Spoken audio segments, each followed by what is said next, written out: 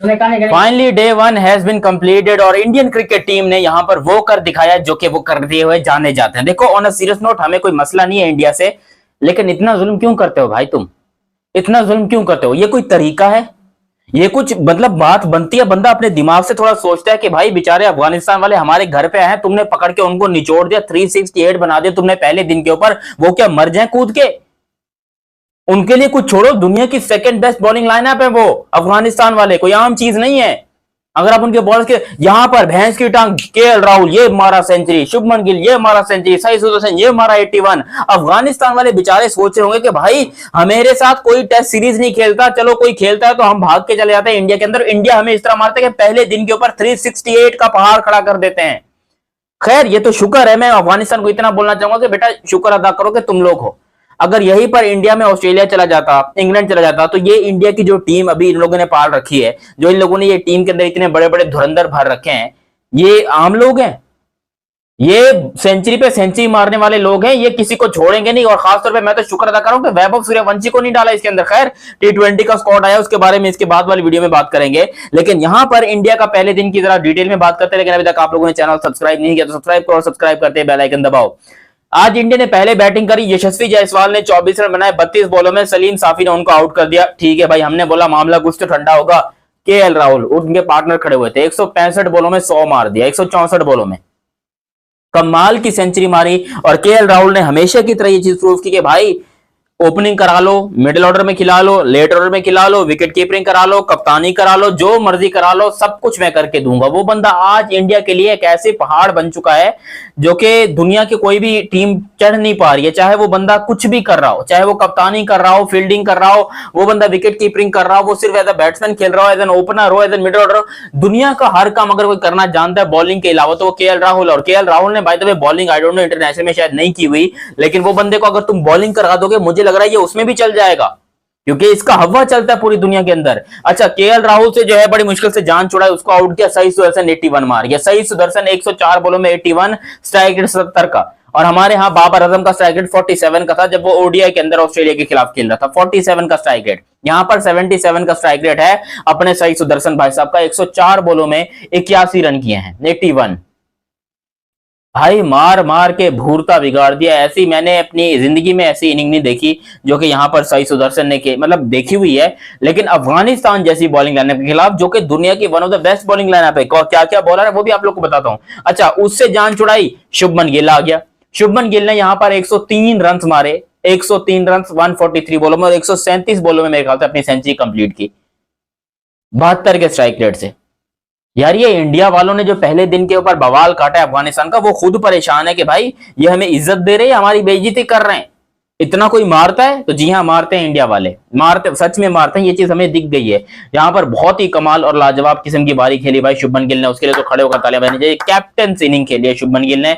ऋषभ पंत भी अच्छा 50 बना के खड़े हुए हैं, अभी तक ये बंदा भी आउट नहीं हुआ है, क्योंकि सब लोग जानते हैं कि ऋषभ पंत एक तरीके से अपना कमबैक ही कर रहे हैं। इससे पहले ऋषभ पंत को थोड़ा सा प्रॉब्लम हुई थी, लेकिन कोई ऐसी टेंशन वाली बात नहीं, वो बंदा भी अपना कमबैक कर रहा है और शानदार कमबैक कर रहा है। 50 बना के वो बंदा अभी भी खड़ा हुआ है। दूसरी तरफ अगर आप शुभमन गिल की बात करते हो तो टेस्ट क्रिकेट में ऑलरेडी शुभमन गिल जो है वो अपनी 11 सेंचुरीज कंप्लीट कर चुका है।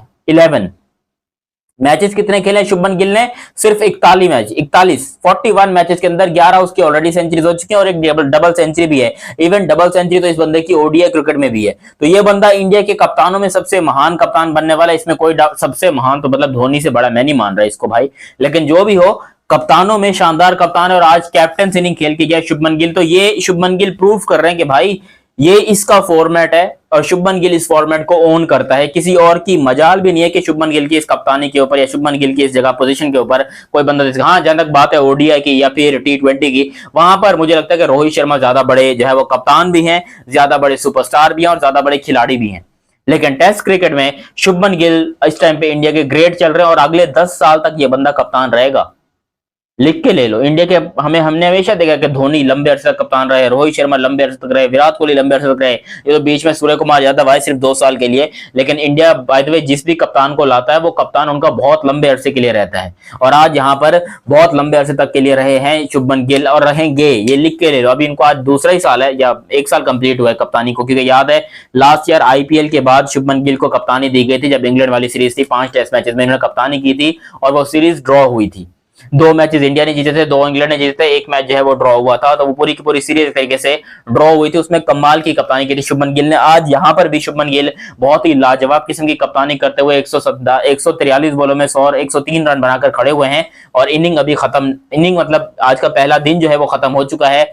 इंडिया ने इस पहले दिन के ऊपर धुरंधर तरीके से बैटिंग करी। अफगानिस्तान के बॉलर बेचारे जो है वो इस टाइम पे नाखुश जरूर होंगे। अगर मैं अफगानिस्तान के बॉलर्स की बात करूं तो रहमान शाफी जो है 15 ओवर उन्होंने कराए और 61 रन दिए, सिर्फ 1 विकेट हासिल की, जबकि मोहम्मद सलीम साफी ने यहाँ पर 2 विकेट हासिल की। बाकी कोई भी बॉलर था उन बेचारों को मौका ही नहीं मिला, वो बेचारे परेशान हो गए कि भाई हम बॉलिंग करें तो करें कैसे। अच्छा, हशमतुल्लाह शाहिदी इतने कोई बड़े बॉलर नहीं और ना ही ये बॉलिंग करता है। आज ये बंदा 17 ओवर, नंग्याली खोराटाई के अलावा यहाँ पर सबसे ज्यादा ओवर अगर किसी ने कराए हैं तो वो हशमतुल्लाह शाहिद ने कराए हैं। 17 ओवर्स, 61 रन दिए हैं, इकोनॉमी रेट भी 3.60 का है। तो ये बंदा जो है वो फ्रंट से लीड कर रहे हैं, अफगानिस्तान का कप्तान। अब देखो मैच तो डेफिनेटली तौर के पर इंडिया ने जीतना था, ये बात अफगानिस्तान वालों को पता थी कि भाई मैच जीतना हमारे बस के, हम दुनिया में किसी भी टीम को हरा देंगे, Australia, Pakistan, England, New Zealand, south Africa, West Indies, किसी को भी हरा देंगे। मगर हमारे लिए इंडिया को हराना जो है वो अभी पॉसिबल नहीं है। कम से कम हमें 200 साल और क्रिकेट खेलनी पड़ेगी, तब जाकर हम शायद कभी इंडिया की सी टीम को हरा लें। वरना इस जैसी इंडियन टीम को हराना जो है वो अफगानिस्तान के भी ख्वाबों ख्यालों में भी नहीं है, ये बात तो पक्की है। इनफैक्ट हमारे भी ख्वाबों ख्यालों में नहीं है। जो आजकल हमारी क्रिकेट का हाल है पाकिस्तान का, हम भी बहुत दूर हैं इस टाइम पे। हम खैर मैं तो चाहता हूँ राइवलरी होनी चाहिए पाकिस्तान वर्सेस अफगानिस्तान। इंडिया तो हम सबसे बहुत ऊपर निकल चुका है, इंडिया को रोकना अब इम्पॉसिबल है, वो नहीं रुकने वाले। मानो या ना मानो ये बात सच है कि इंडिया वालों ने ये बात अपने दिमाग में बिठा ली कि भैंस की टांग ऐसी की तैसी मारो, जिसको जो बोलना बोलो, हम नहीं रुकने वाले। हम जाएंगे, हम तोड़ेंगे, हम मरोड़ेंगे। हम यहाँ पर जो है वो पूरी दुनिया में, चाहे वर्ल्ड टेस्ट चैंपियनशिप हो, T20 हो, ओडीआई हो, चैंपियंस ट्रॉफी हो, जो भी वर्ल्ड कप की ट्रॉफीज है वो सारी की सारी हम जीतेंगे। और इंडिया का ये हमला जो है वो चालू हो चुका है। अफगानिस्तान क्रिकेट टीम जो है वो बेचारी एक तो ऐसी क्रिकेट टीम है जिनके खिलाफ कोई खेलता नहीं है।